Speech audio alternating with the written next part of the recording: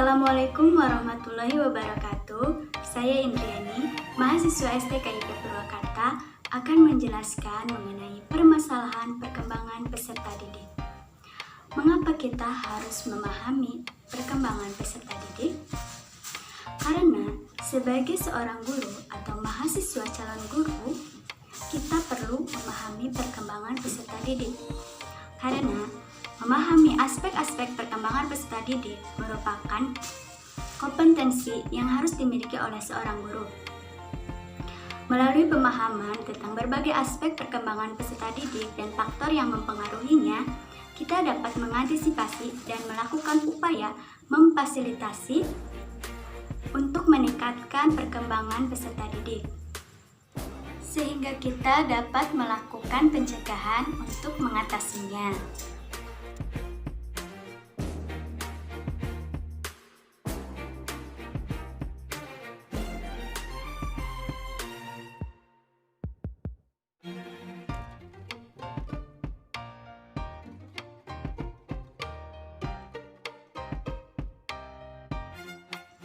Perkembangan psikomotorik.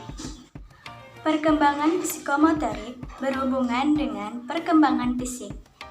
Perkembangan psikomotorik dibagi menjadi dua, perkembangan psikomotorik halus dan perkembangan psikomotorik kasar. Perkembangan psikomotorik halus merupakan proses untuk menghasilkan keterampilan dan pola gerakan seperti menulis, menggambar, menyentuh, dan lain-lain.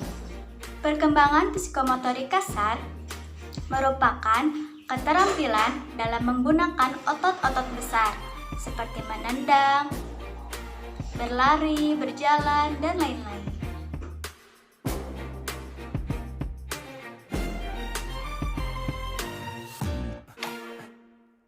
Yang pertama ada kelainan pada psikomotorik halus. Contohnya kidal. Penyebabnya karena faktor genetik dan paparan lingkungan selama kehamilan yang menjadikan seseorang bertangan kiri. Pencegahan yang dapat kita lakukan dengan melatih menggunakan tangan kanan dalam beraktivitas sehari-hari. Yang kedua ada kelainan pada psikomotorik kasar. Contohnya lumpuh atau cacat. Penyebabnya bisa karena penyakit, genetik, atau kecelakaan sehingga tidak bisa melakukan aktivitas yang berat. Pencegahannya, kita harus berhati-hati agar tidak terjadi kecelakaan. Dan saat bayi di dalam kandungan, harus mengonsumsi makanan yang banyak mengandung vitamin. Walaupun lumpuh atau cacat tidak bisa sembuh total, bisa dengan alat bantu, terapi, atau obat-obatan. Kaki berletter O atau bow legs. Kaki berletter O adalah kondisi di mana lutut tetap terbuka saat seseorang berdiri meski pergelangan dan telapak kaki dirapatkan. Penyebabnya karena kelainan pertumbuhan yang mempengaruhi tulang kering, kelebihan kalsium, dan pemakaian pampers yang berlebihan. Pencegahannya bisa dilakukan dengan sejak bayi dijemur di bawah sinar matahari pagi, mengkonsumsi makanan yang mengandung vitamin D, pemberian susu formula sesuai aturan, dan jangan menggunakan pampers terlalu berlebihan. Selanjutnya ada gigantisme. Gigantisme adalah berlebihnya produksi hormon pertumbuhan pada anak-anak yang memberi dampak pada tinggi dan berat badannya. Penyebabnya yaitu menyebabkan anak tumbuh lebih besar atau lebih tinggi dari anak seusianya. Penyakit ini tidak bisa dikenali karena tumbuh seperti biasanya. Pencegahannya, sebagai orang tua dapat mengetahui gejala-gejalanya seperti tangan dan kaki berukuran sangat besar dan pertumbuhan sangat cepat, bisa langsung diperiksakan ke dokter. Selanjutnya ada cerebral palsy. Cerebral palsy merupakan kondisi di mana anak-anak memiliki kesulitan dalam perkembangan motorik untuk bergerak dan mempertahankan keseimbangan dan postur. Gejalanya seperti kekurangan koordinasi otot, kekakuan otot, gerakan yang lambat, dan sulit berjalan. Penyebabnya karena cedera otak atau masalah yang terjadi selama kehamilan, kelahiran prematur, atau genetik. Pencegahan yang dapat kita lakukan adalah mencegah terjadinya kecelakaan. Pastikan orang tua mengetahui penyakit kuning pada bayi yang baru lahir. Jauhkan anak dari orang-orang yang memiliki penyakit menular. Dan pastikan imunisasi lengkap dan tepat waktu.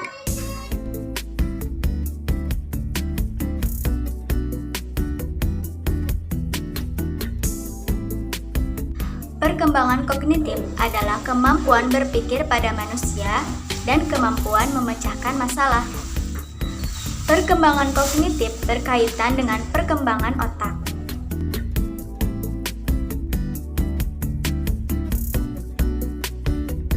Down syndrome. Down syndrome adalah kelainan genetik yang menyebabkan penderitanya memiliki tingkat kecerdasan yang rendah dan kelainan fisik yang khas.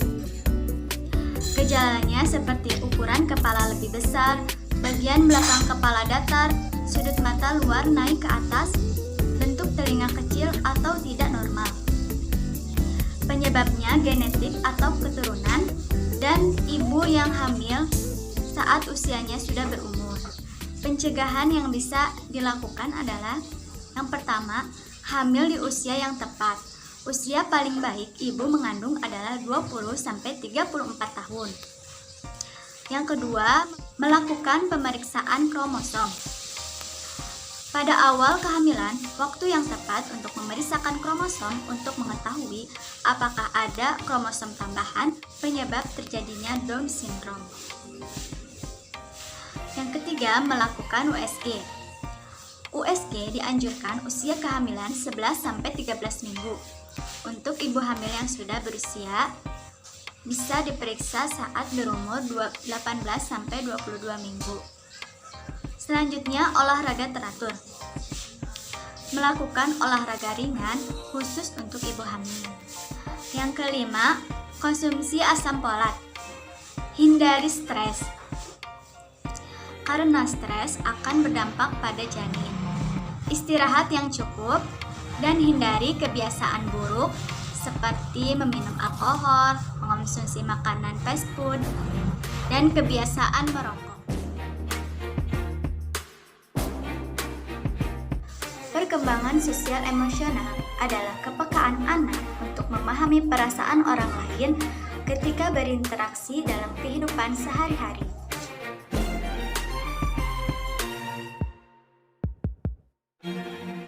Bipolar. Gangguan bipolar atau penyakit mania depresi adalah kelainan otak yang menyebabkan perubahan mood dan pergeseran yang tidak wajar pada tingkat energi dan aktivitas.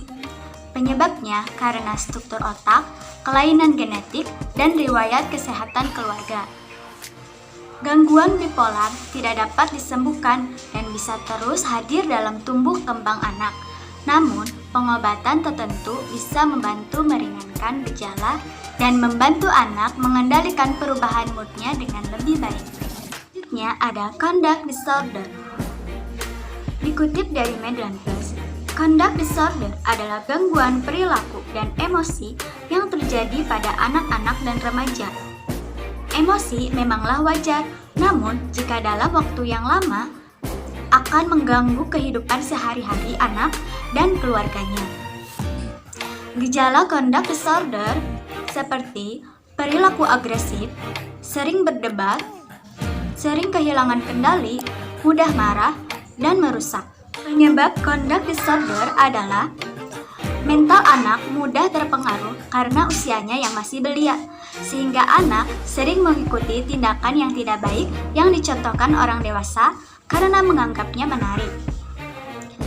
Selanjutnya, karena kurang kasih sayang, menyebabkan anak tidak mengetahui mana yang baik dan mana yang buruk, yang mengakibatkan kesehatan mentalnya tidak stabil. Kedengkian, labil, perasaan bingung, gelisah, dan anak yang dibesarkan di lingkungan yang penuh dengan kekerasan. Pencegahan conduct disorder yaitu memberikan contoh-contoh yang baik pada anak, sering ajak anak berkomunikasi, luangkan waktu dan beri perhatian, mengajarkan perilaku nilai-nilai kebaikan. Immature child. Immature child yakni anak yang kurang mandiri atau kurang matang. Seharusnya di usianya, anak sudah bisa melakukan sesuatu dengan sendiri. Anak yang kurang mandiri juga sering memotong percakapan orang tua, kurang berinisiatif, mudah menangis, dan marah jika diabaikan atau keinginannya tidak dituruti. Penyebabnya, yang pertama, reinforcement atau penguatan oleh orang tua. Terkadang secara tidak disadari, orang tualah yang menginginkan anaknya menjadi pribadi yang tergantung. Karena orang tua merasa ketakutan dan tidak percaya kepada anak dalam melakukan sesuatu. Yang kedua, ada rasa bersalah. Orang tua yang merasa kurang memberikan waktunya kepada anak, merasa bersalah dan selalu menuruti apa keinginan anak, sehingga anak kurang mandiri. Yang ketiga, orang tua permisif. Orang tua permisif atau orang tua yang serba boleh biasanya untuk menghindari konflik dan tangisan atau rengengkan anak, sehingga apapun yang anak inginkan selalu dituruti. Yang keempat, mencari perhatian atau menunjukkan kekuatan. Anak yang kurang mandiri biasanya ingin mencari perhatian orang tua atau menunjukkan kekuatannya dalam memaksa orang tua. Pencegahan immature child. Yang pertama, mendorong pengambilan keputusan. Orang tua dapat membebaskan anak untuk memilih sesuatu, seperti memilih sepatu apa yang akan ia kenakan, warna pakaian apa yang akan ia kenakan, dan lain sebagainya. Yang kedua, memberikan dukungan sejak dini. Kita harus memberikan dukungan dan memberi pujian kepada anak yang mau melakukan sesuatu secara mandiri. Yang ketiga, mengurangi sikap dominan. Saat kita menerapkan aturan kepada anak, aturan tersebut juga harus disepakati anak, sehingga anak bisa memilih apa yang akan ia lakukan. Yang keempat, bersikap responsif.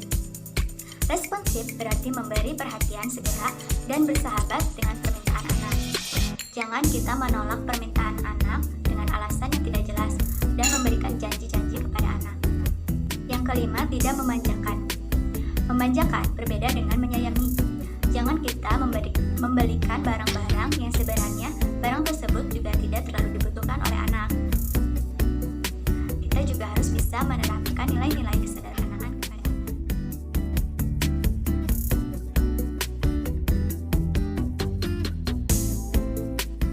Bahasa merupakan alat komunikasi yang digunakan dalam interaksi sehari-hari.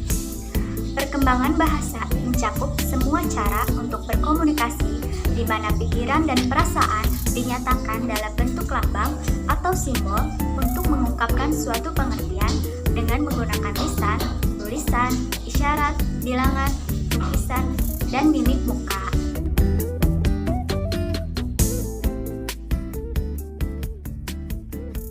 Disfasia merupakan gangguan perkembangan bahasa yang tidak sesuai dengan perkembangan anak berdasarkan tahapan usianya.